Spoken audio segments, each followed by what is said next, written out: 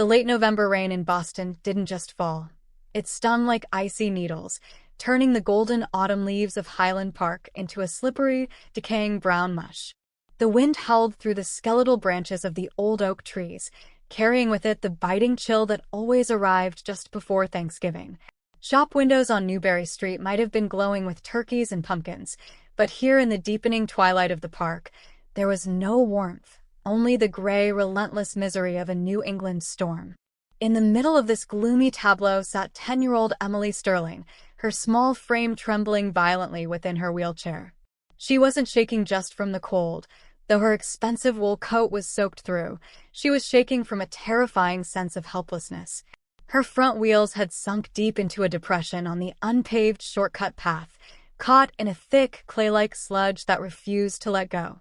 Every time she tried to push the rims, her hands slipped, and the chair only settled deeper, as if the earth itself were hungry. "Miss Finch," Emily called out, her voice thin and cracking against the wind. "Please, I'm stuck." 30 yards away, under the dry shelter of the stone pavilion, Miss Finch adjusted her scarf and pressed her phone closer to her ear. She glanced at Emily for a brief second, a look devoid of concern before turning her back to shield her conversation from the wind. "I know, Janet, it's ridiculous." Her voice carried over the empty space, sharp and annoyed. "She's just doing it for attention. Mr. Sterling spoils her rotten. She needs to learn to sit still." Emily's heart sank. She looked around desperately. A jogger in high-tech gear ran past, earbuds in, eyes fixed on a smartwatch. A businessman in a beige trench coat hurried by, clutching a briefcase over his head. He saw her, paused for a fraction of a second, looked at his polished shoes, and then accelerated his pace, choosing dry socks over a child's distress. The message was clear. In this busy, successful city, nobody stopped for accidents. Then Marcus appeared. He was walking slowly, head down against the rain. At 16, Marcus carried the weight of the world on shoulders that seemed too thin for his age.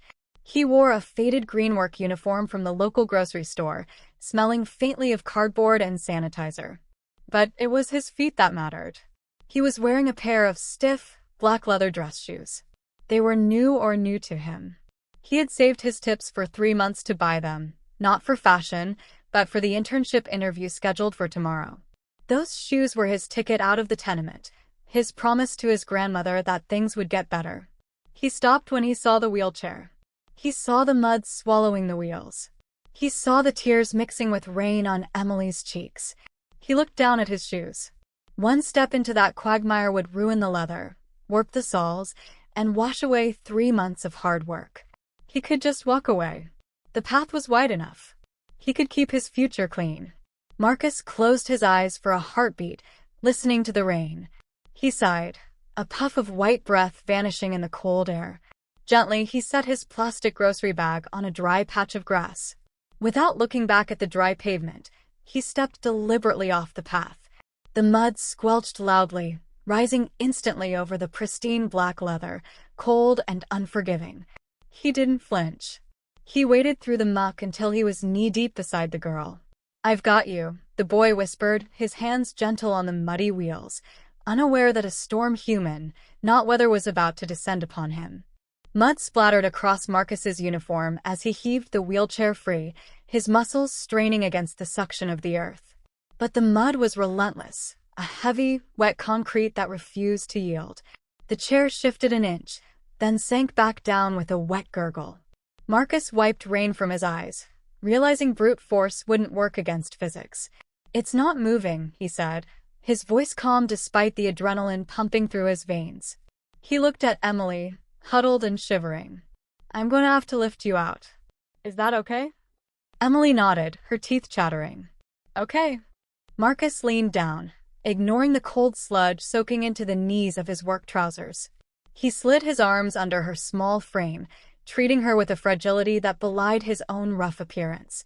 He straightened up, lifting her effortlessly from the mire. Just as he turned toward the solid pavement, a sleek black SUV screeched to a halt at the park's edge, spraying water onto the grass. The door flew open, and Thomas Sterling burst out. He didn't see a hero. Through the lens of his panic and prejudice, He saw a disheveled teenager in dirty clothes manhandling his disabled daughter. "Hey, you!" Thomas roared, sprinting across the wet grass, his Italian leather shoes slipping on the slick surface. "Get your hands off her." Marcus froze, instinctively tightening his grip to keep Emily from falling. "Sir, I said let go." Thomas reached them in seconds. He didn't wait for an explanation. He shoved Marcus hard in the chest. Marcus stumbled back, his boots sliding in the mud, but he managed to set Emily down gently on the nearest dry bench before backing away, hands raised in surrender. "Dad, stop!" Emily screamed, the sound tearing through the rain. "Stop it!" Thomas stood over Marcus, chest heaving, shielding his daughter with his expensive suit. "Did he hurt you? Did he take anything?" He spun toward Miss Finch, who was finally running over, looking pale. "Where were you? I pay you to watch her." "He saved me." Emily grabbed her father's arm, shaking him. "Dad, listen to me. I was stuck." Miss Finch was on the phone. Nobody stopped. Nobody except him. The words hung in the cold air. Thomas blinked, the red haze of rage fading into a cold, gray realization. He looked down at Emily, safe but crying. He looked at the wheelchair, buried axle-deep in the muck. Finally, he looked at Marcus. The boy was standing a few feet away, soaked to the bone.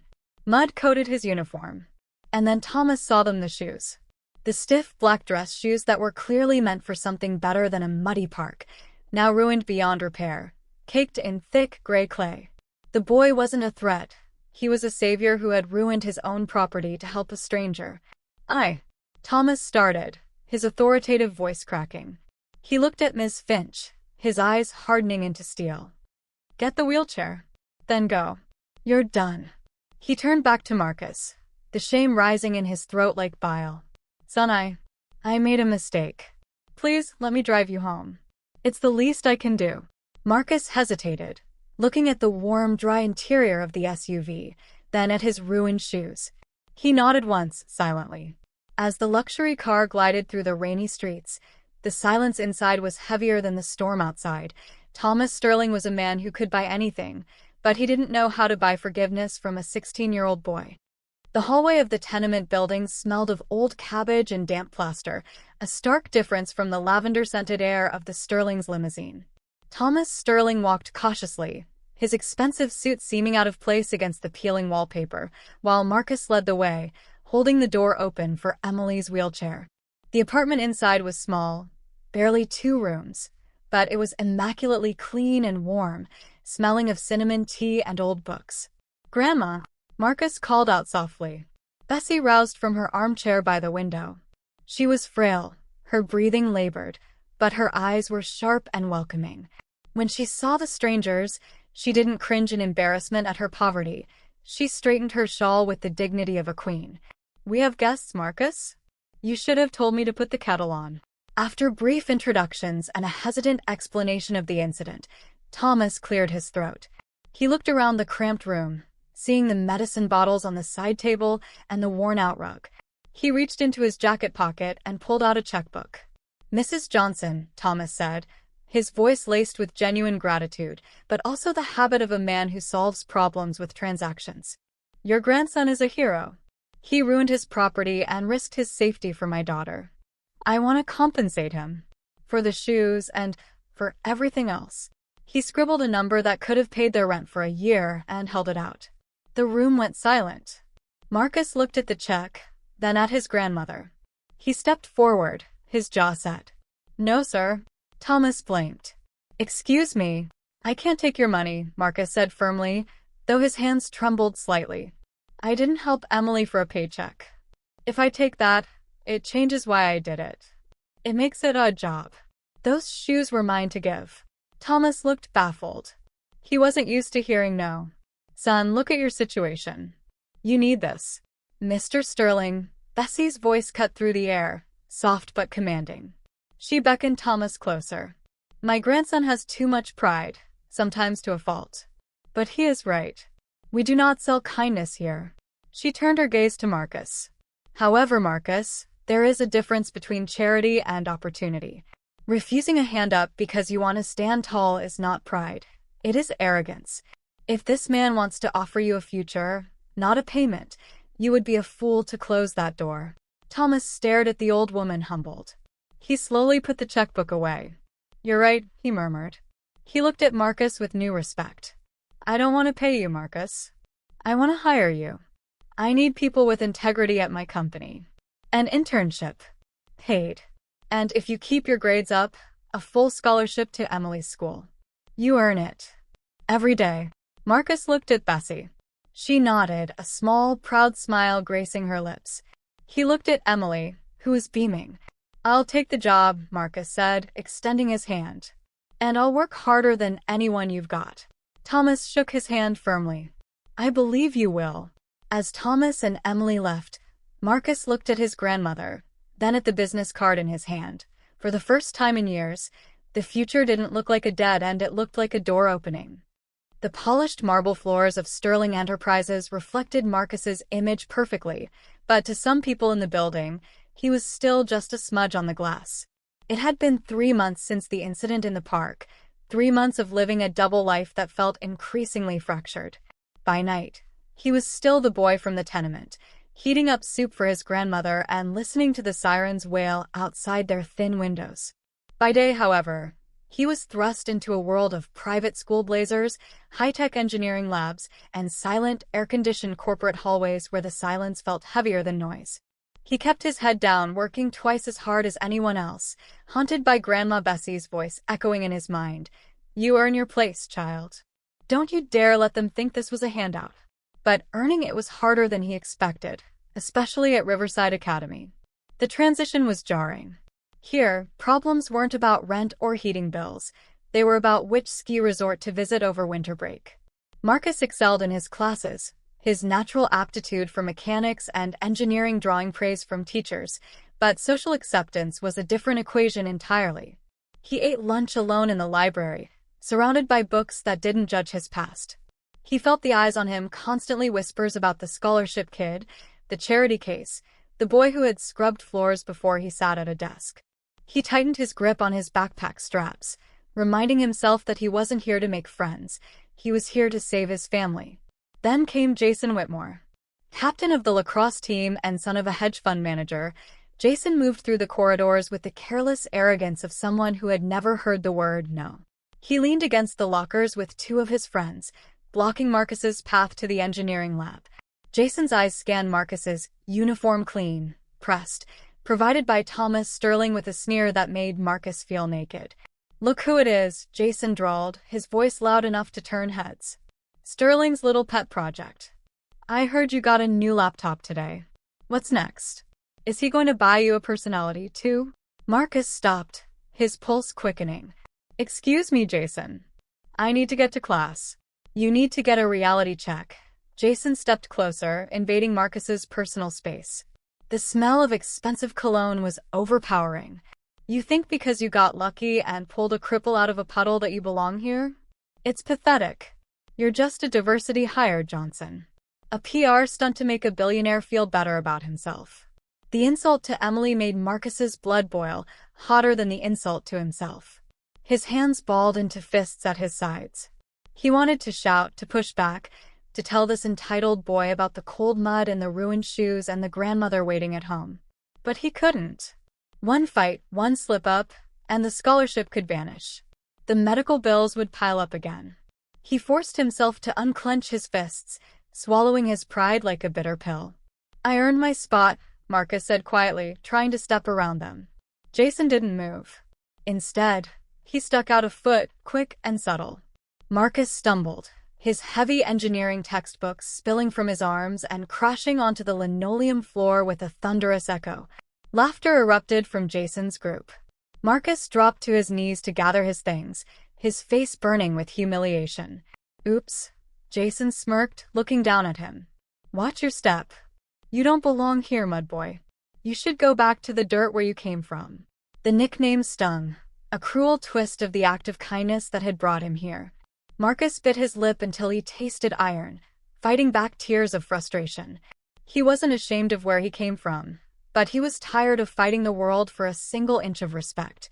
Marcus picked up his books in silence, unaware that a pair of wheels was approaching rapidly behind him, and Emily Sterling was done being quiet. He has more integrity in his little finger than you have in your entire trust fund, Jason. The voice cut through the laughter like a whip crack. Emily Sterling maneuvered her electric wheelchair through the circle of students, her eyes blazing with a ferocity that silenced the hallway instantly. She stopped directly between Marcus and Jason, acting as a shield for the boy who had once shielded her.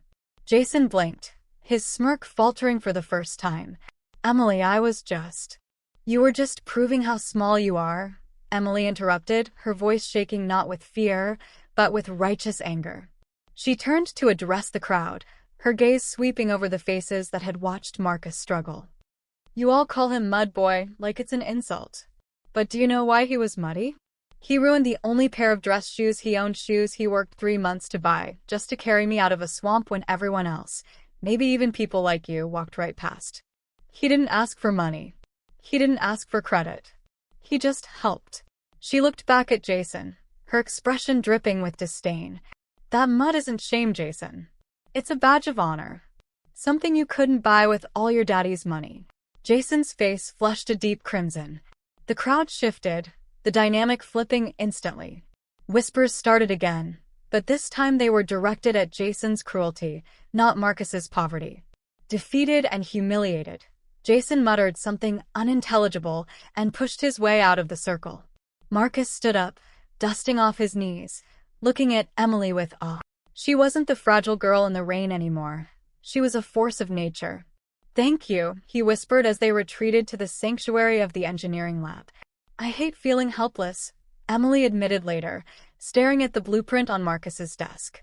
Her anger had faded, replaced by a quiet determination. "I hate that my chair got stuck.